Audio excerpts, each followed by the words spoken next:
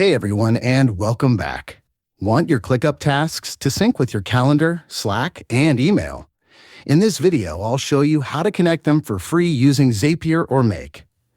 First, you'll need a free account on Zapier.com or Make.com. We'll use Zapier for this example.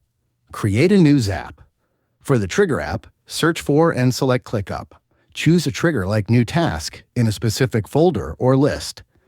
Connect your ClickUp account using your API key, which you can find in your ClickUp settings under Apps. Now for the actions.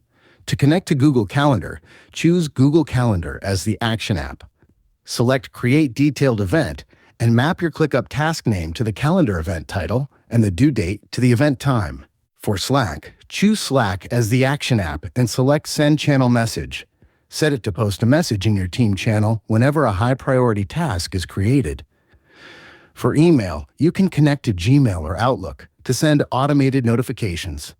Test your Zap and turn it on.